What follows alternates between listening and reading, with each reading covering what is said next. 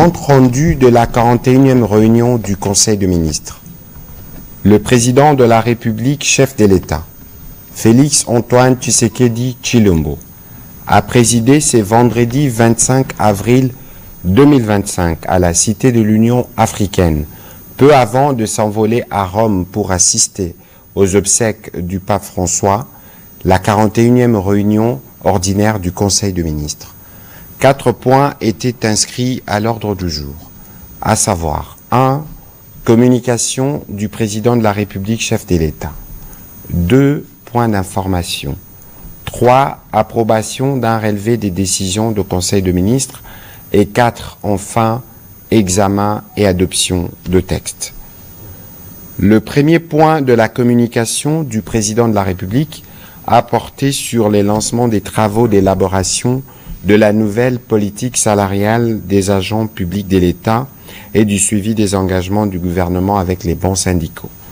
Le président de la République a commencé sa communication en revenant sur les travaux d'élaboration de la nouvelle politique salariale des agents publics de l'État en République démocratique du Congo, qu'il a officiellement lancé le 23 avril 2025. Cette initiative vise à instaurer davantage de justice sociale, à valoriser notre fonction publique et à moderniser notre administration. En effet, notre fonction publique est depuis plusieurs années marquée par d'importantes inégalités en termes d'octroi des primes et avantages conséquents entre certains ministères et services. Ces déséquilibres créent un sentiment profond d'injustice, démotivent nos agents publics et engendrent un désintéressement qui nuit gravement au rendement des services. C'est face à ces constats que le président de la République a pris la décision d'impliquer le gouvernement dans la mise en place d'une politique salariale équitable et moderne et durable. L'adoption d'une telle politique, a-t-il précisé, permettra à notre pays de renforcer la motivation des agents publics, d'améliorer la qualité des services offerts à nos concitoyens et de bâtir un État plus juste, plus performant et plus résilient. Le président de la République en a appelé donc à l'implication de chaque membre du gouvernement. Pour accompagner cette réforme capitale pour le pays, la Première ministre s'assurera d'un monitoring permanent afin d'aboutir à une politique rude et pérenne. Par ailleurs, il a rappelé que le gouvernement avait pris 2 engagements avec les différents bancs syndicaux dans le but d'améliorer les conditions salariales des agents publics. Il est aujourd'hui nécessaire d'évaluer en profondeur ces engagements afin d'intégrer les résultats dans la politique salariale en cours d'élaboration. Dans cette perspective, il a instruit le gouvernement à produire dans un délai de 30 jours une feuille de route détaillée de la mise en œuvre de l'ensemble de ces engagements. Ces documents devra clairement préciser les actions concrètes à entreprendre, les échéances à respecter, ainsi que les responsables désignés afin de garantir la concrétisation de mesures y afférentes dans l'intérêt supérieur de nos agents publics et de la stabilité de notre administration. Le deuxième point de la communication du président de la République a porté sur les constructions anarchiques dans la baie d'Engalima et dans d'autres zones non édificantes. Le président de la République a rappelé qu'en date du 15 avril 2025, il avait convoqué et présidé une réunion de crise d'une importance capitale à la suite des inondations dévastatrices ayant récemment frappé la ville de Kinshasa. Ces intempéries ont malheureusement provoqué de nombreuses pertes en vies humaines ainsi que des dégâts matériels considérables, plongeant plusieurs familles dans les deuils et la détresse. La réunion s'est tenue en présence des membres du gouvernement central, des autorités provinciales, ainsi que les différents experts de l'administration de la ville de Kinshasa. Les échanges ont permis d'identifier de manière claire et unanime que l'un des facteurs majeurs de cette catastrophe naturelle réside dans l'obstruction de voies naturelles d'écoulement des eaux pluviales vers le fleuve Congo. Ces blocages est en grande partie attribuable à la prolifération de constructions anarchiques et illégales, notamment dans les zones sensibles telles que la baie d'Engalima et d'autres espaces non aménagés. Face à cette situation, il a exprimé sa vive préoccupation et il a insisté sur la nécessité d'agir avec célérité, fermeté, dans le strict respect des lois de la République, car la protection de populations et la préservation de l'environnement urbain sont des priorités non négociables. Ainsi, dans le strict respect des procédures légales existantes. Il est indispensable que certaines mesures soient immédiatement mises en œuvre. Il s'agit notamment de la démolition de constructions érigées en violation de normes d'urbanisme, en particulier celles qui entravent les canaux d'évacuation des eaux. Le renforcement de mécanismes de contrôle et de surveillance dans les zones à risque, la mobilisation de la cellule de crise institutionnelle chargée de coordonner l'ensemble des actions de terrain, la sensibilisation et l'accompagnement de populations concernées afin d'assurer une transition respectueuse de droits humains et des règles établies. Le vice-premier ministre, ministre de l'Intérieur, la ministre d'État, ministre des Affaires foncières, le ministre d'État, ministre de l'Aménagement du territoire, les ministres de l'Urbanisme et Habitat, le ministre délégué près le ministre de l'Urbanisme et Habitat en charge de la politique de la ville, ainsi que l'ensemble de ministres sectoriels concernés, membres de la cellule de crise, y compris le gouverneur de la ville de Kinshasa, sont invités à garantir l'exécution rigoureuse de ces décisions dans un esprit de responsabilité, de justice et de solidarité nationale. Il va de soi qu'une méthodologie claire, allant de la sensibilisation, de la mise en demeure jusqu'à l'acte final de démobilisation, des démolitions plutôt, est à privilégier afin de prévenir les différents remous sociaux. Le troisième point de la communication du président de la République a porté sur la promotion du soft power en temps de guerre, proposition de stratégie gouvernementale. Dans la suite de l'organisation, le 22 avril 2025 à Paris en France, du concert Solidarité Congo, et au regard de son impact symbolique, politique et culturel, le président de la République a estimé nécessaire d'engager une réflexion stratégique sur la consolidation du soft power congolais pour renforcer l'unité nationale et projeter une image positive de la République démocratique du Congo sur la scène internationale dans un contexte encore marqué par un conflit armé persistant. Ces leviers deviennent désormais essentiels. Il incarne un instrument de résilience, de cohésion nationale et de rayonnement international. La culture, à travers les festivals, concerts, expositions et autres initiatives artistiques, joue un rôle fondamental de facilitateur de paix et de dialogue. Elle crée des espaces de rencontre, renforce la compréhension mutuelle entre communautés et participe ainsi à la réduction des tensions. Dans ces contextes, le soft power poursuit plusieurs objectifs stratégiques, notamment le renforcement de l'identité nationale en valorisant le patrimoine culturel congolais, les rayonnements à l'international en améliorant l'image de marque du pays, en stimulant les échanges culturels et en attirant les partenaires et investisseurs potentiels. L'offre des mécanismes de reconstruction sociale en servant de vecteur de guérison psychologique pour les populations affectées par les conflits.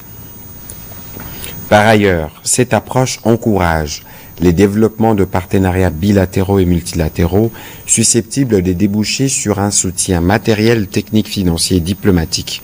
Aussi, pour donner un cadre structurant à cette dynamique, le président de la République a recommandé les actions suivantes. 1. Organisation et participation à des événements culturels d'envergure nationale et internationale mettant en lumière la richesse artistique, musicale, gastronomique et patrimoniale du Congo. Mise en place d'un fonds d'appui aux artistes affectés par les conflits afin de maintenir la création et l'activité culturelle dans les zones touchées, l'intégration de l'éducation artistique et du patrimoine culturel dans les programmes scolaires pour renforcer la citoyenneté, la paix et l'identité nationale dès les plus jeunes âges, le renforcement de la coopération avec les ONG partenaires internationaux dans le cadre de projets de dialogue interculturel et de cohésion sociale, la création d'un système d'évaluation de l'impact des actions culturelles afin d'en mesurer l'effet sur la cohésion nationale et d'en valoriser les retombées au niveau international. En conséquence, il a engagé la ministre de la Culture, sous la coordination de la Première ministre, à enclencher le processus de la mise en œuvre de l'ensemble de ces initiatives en étroite collaboration avec son cabinet ainsi que le ministère des Affaires étrangères, de la communication et médias, de la jeunesse et éveil patriotique, de l'éducation nationale et nouvelle citoyenneté, du budget, des finances et du tourisme. Un rapport de cette instruction est attendu dans un délai de 60 jours. Dans la suite de la communication du président de la République, la première ministre chef du gouvernement est revenu sur le lancement de la 37e session proprement dite du Conseil national de travail dont les travaux préparatoires ont débuté depuis le mardi 8 avril 2025. Suivant la vision du chef de l'État qui place l'amélioration des conditions de travailleurs congolais au cœur de ses préoccupations, et conformément au programme d'action du gouvernement, elle a souligné que cette session a pour principal objectif de se pencher sur les sujets liés à la préservation des emplois et à l'amélioration de conditions de travail, notamment la fixation ou l'ajustement du salaire minimum interprofessionnel garanti SMIC. Elle constitue à ce titre une étape essentielle dans la consolidation du dialogue social et dans la mise en œuvre des réformes structurelles orientées vers une croissance inclusive et durable. Ainsi donc, elle invite toutes les parties prenantes, à savoir le banc gouvernemental, le banc employeur et les bancs travailleurs, à ne ménager aucun effort pour atteindre les objectifs fixés. Sur un autre chapitre, elle a évoqué les cas de l'évasion à la prison de Kasongolunda, dans la province du Kwango, le 18 avril 2025, que le gouvernement suit avec une vive attention. Elle a ainsi demandé aux ministres concernés, Justice, Budget et Finances, de faire diligence notamment pour la réhabilitation de cette prison. Cette évasion met en lumière l'importance de la poursuite du processus de désengorgement des établissements pénitentiaires en collaboration étroite avec le parquet et l'accélération de partenariats publics-privés pour la construction et ou la réhabilitation de nos prisons et maisons d'arrêt telles que prévues dans les programmes d'action du gouvernement et conformément aux instructions du président de la République. Au deuxième chapitre du Conseil des ministres de ce jour, relatif aux points d'information, État et administration du territoire. Le vice-premier ministre, ministre de l'Intérieur, a présenté au Conseil l'État et l'administration du territoire national. L'état d'esprit de la population a été marqué cette semaine par la déclaration conjointe des représentants de la République démocratique du Congo et de l'AFC M23 à Doha qui ont affirmé d'un commun accord leur engagement pour une cessation immédiate des hostilités. Dans le chapitre politique, il y a lieu de noter la suspension des activités du parti politique PPRD sur toute l'étendue du territoire national. Cette suspension constitue un acte pédagogique en direction de tous les partis politiques qui doivent toujours se rappeler leur devoir de contribuer par leurs actes, actions et attitudes à la consolidation de l'unité et de l'intégrité territoriale. Brossant les faits liés au banditisme et à la criminalité, il a évoqué les succès enregistrés de l'opération Ndobo, bien que d'autres modes opératoires se développent, notamment les braquages au cours desquels il est fait usage des armes à feu dans certains coins des quelques communes de Kinshasa. C'est le cas également dans la province du Haut-Katanga où des cas d'intrusion d'hommes à tenue civile munis d'armes blanches ont été signalés à Lubumbashi et en Kampemba. Des dispositions ont été prises pour y faire face.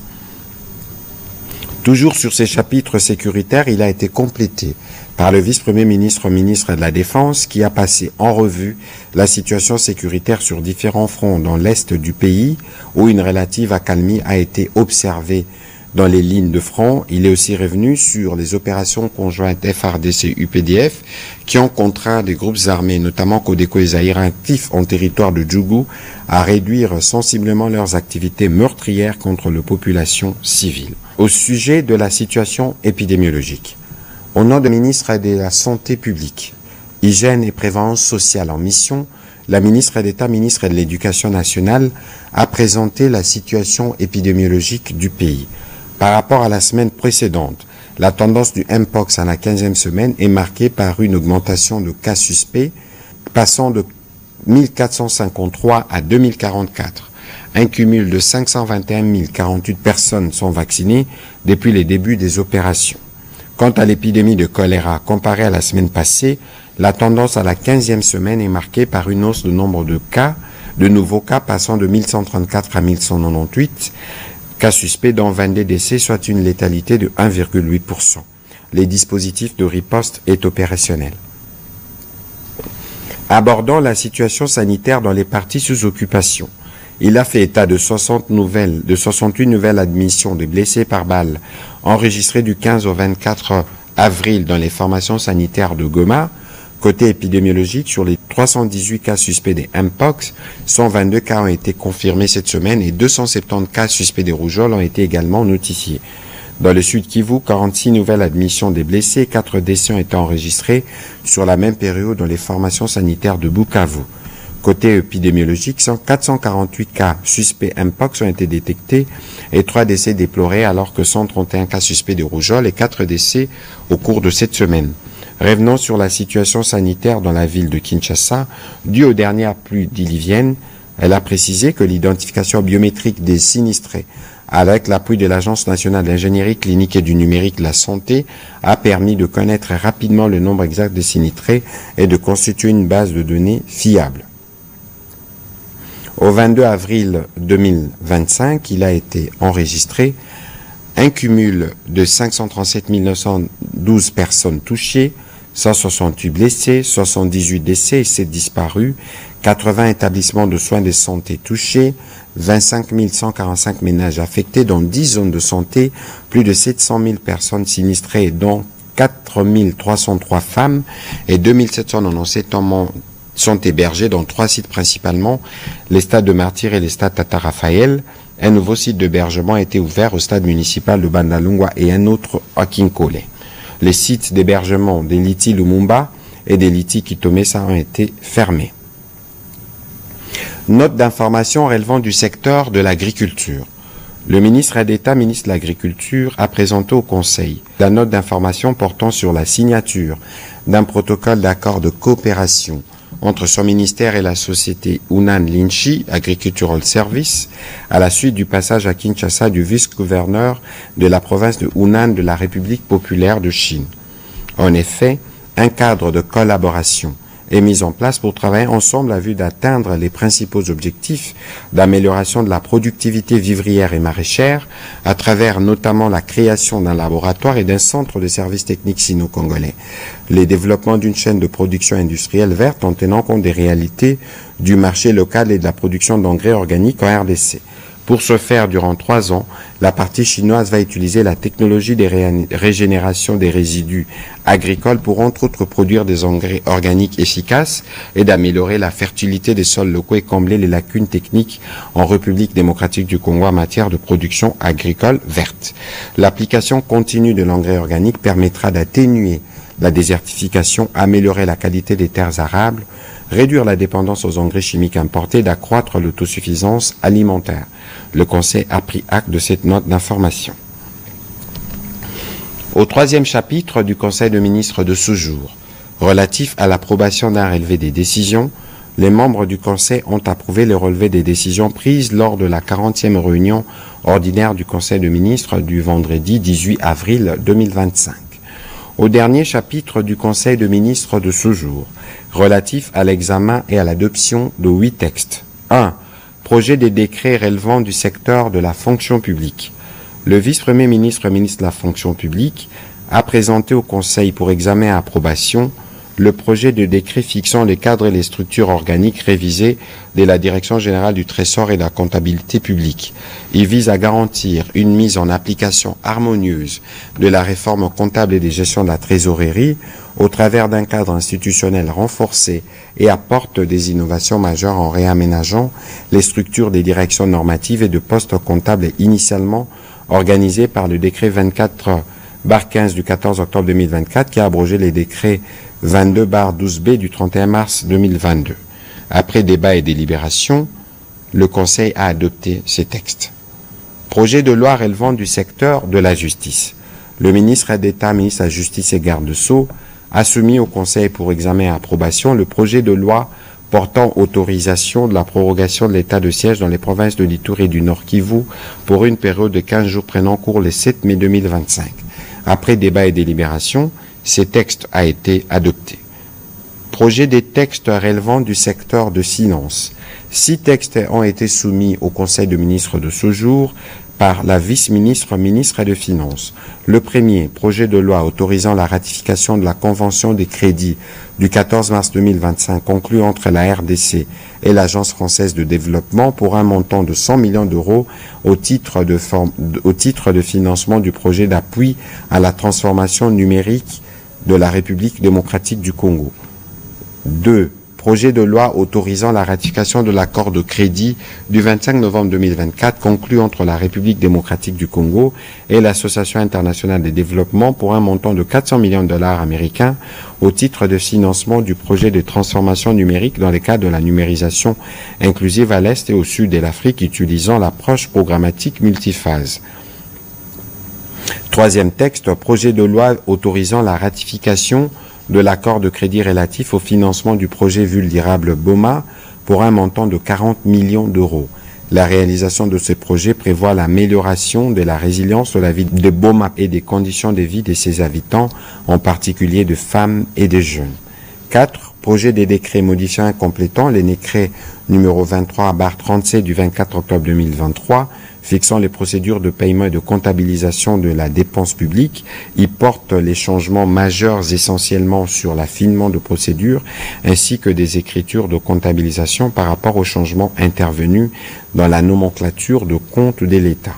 5. Projet des décrets portant règlement d'administration applicable aux comptables publics. Au-delà des modifications de forme, la réécriture des dispositions antérieures a consisté notamment à des précisions apportées au mot des désignations de comptables publics selon qu'ils relèvent du réseau de comptables directs du Trésor ou du réseau comptable des administrations financières, l'adaptation des conditions de recrutement des comptables publics aux dispositions légales du statut des agents de carrière de service public de l'État, principalement en ce qui concerne l'âge et les rôles du ministère de la fonction publique, la requalification des intervenants en ce qui concerne l'installation du comptable public. 6. Projet des décrets complétant et modifiant les décrets numéro 09/61 du 3 décembre 2009 portant création et organisation d'un service public dénommé Direction générale de la dette publique DGDP. Ces textes tiennent compte de la nécessité de renforcer les cadres d'organisation de la structure en charge de la gestion de la dette publique en front middle et back-office afin d'accroître ses capacités analytiques, opérationnelles et de conseil. Il répond également au besoin d'améliorer la gouvernance de cette structure en consolidant ce rôle de centralisateur dans les opérations d'endettement public afin de lui permettre de mieux maîtriser les périmètres de la dette publique. Après débat et délibération, tous ces textes ont été adoptés. Commencé à 14h37, la réunion du Conseil de ministres a pris fin à 15h49. Je vous remercie.